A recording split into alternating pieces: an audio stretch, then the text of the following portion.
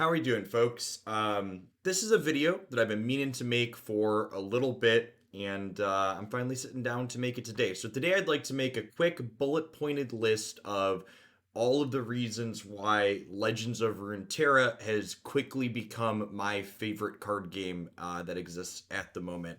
Legends of Runeterra, for those that are not familiar, is the Riot's digital card game based on the League of Legends IP. It's available on PC as well as Android and iOS at this point. I've been playing Runeterra for probably about 4 months now, and I really love it. And the first reason that I really love Runeterra is just the gameplay. I really feel like they nailed a lot of things about the actual gameplay aspect, and the biggest one that stands out to me coming from some other card games is that there's basically no garbage time in Runeterra. And what I mean by that is you don't spend time playing a game where one player is 99.5% to win that game. When you are no longer competitive in a game of Runeterra, generally speaking, the game ends that turn or a turn or two after. You don't sit there feeling like you need to choose between conceding or wasting your time in a game that you know you've already lost.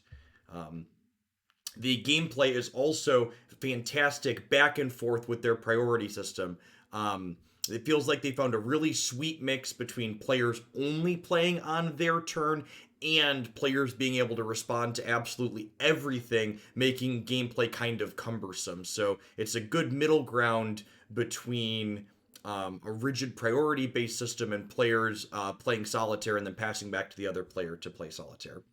The second reason I really love Runeterra and I'm really enjoy promoting it is the economy is super player friendly. In a world where so many of these card games are trying to milk players out of every dollar possible with loot boxes and random card purchases, Runeterra just cuts all the bullshit and lets you just buy the cards you want directly. There's four rarities of cards in Runeterra, the most expensive of which costs $3 per copy, the cheapest of which costs a dime per copy. And the way the deck building restrictions in Runeterra work, the most expensive card type at $3 a copy, can only have 6 of them in your 40 card deck, which means the average tier 1 deck starting from absolutely nothing costs between $25 and $30 on average. Runeterra also has an incredibly generous free-to-play economy. I whale in all of my games, so I bought most of my cards, and then Riot supports their creators, so they hook me up with more wild cards after that. But I know a number of people that are completely free-to-play, and after a few months, they're nearing almost complete collections in the game.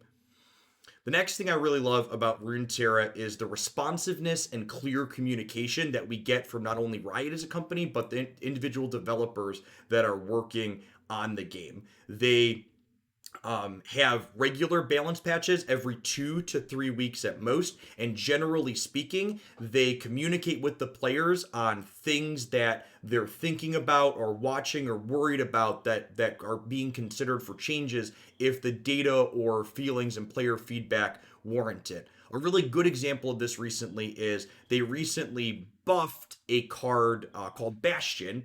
And Steve Rubin here, who's very experienced card game player, one of the lead live balance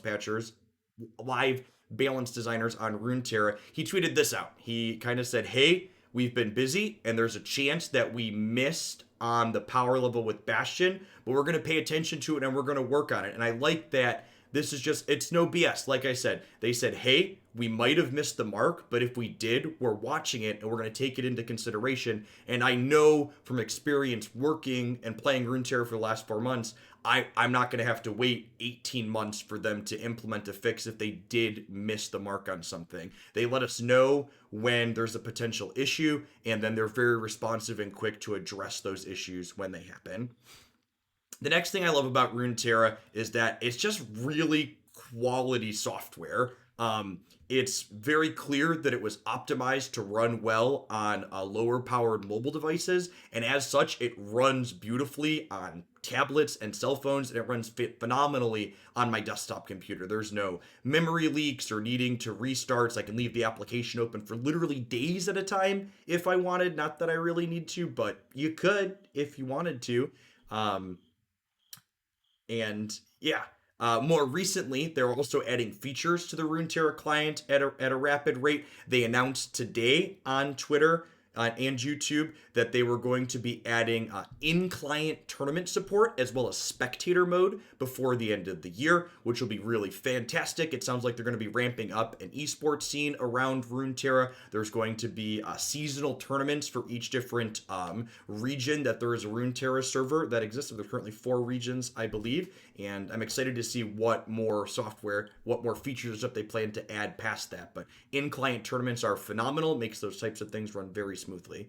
Finally, I just love the look and feel of Runeterra. Runeterra is a video game card game. The amount of look and feel and TLC that they've applied to even commons and uncommons, the cheapest cards in the game, are amazing. If you've never played Runeterra before, cards on the board interact with each other. And I don't just mean the expensive champion cards have a voice line when they come into play. Not only do champions talk to other champions, but commons talk to other commons and champions talk to commons. And it feels like your game board is alive, and just the overall look and feel of the game with everything together, it's easily just beautiful, and it just feels vibrant in a way that no other card game I've ever played feels.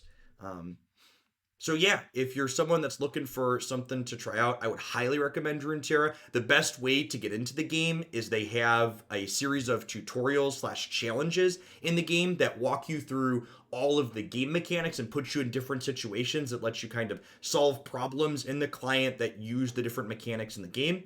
Tolarian Community College is a great content producer, and he recently published a how to play video for Runeterra. I'm going to post a link to that down in the video description below. But yeah, you can also check out my streams if you're new to the channel. Maybe this was linked somewhere else. I'm streaming Runeterra stuff Monday through Friday every single morning. I do a ton of constructed stuff, but like I said, I can't recommend Runeterra enough. I also like to throw in at the end of videos like this because there's a lot of really jaded people out there in the world. Riot doesn't pay me to promote their game. I like their game. It's a lot of fun. They gave me some wild cards at some point after I was playing for a few months and had already given them a bunch of money and really liked the game. So it's great that they're supporting my content a little bit with in-game stuff, but they don't give me dollars to do this. Their game's just good, and I hope other people will try it and check it out. So thanks for watching the video here today, and hopefully I'll see you on Twitch or in a YouTube video soon. I always try and read the comments, so leave one of those down below. Hit that like button, ring that bell, and whatever else YouTube people say. I mostly do Twitch streams, so we're new at this. All right, thanks, folks.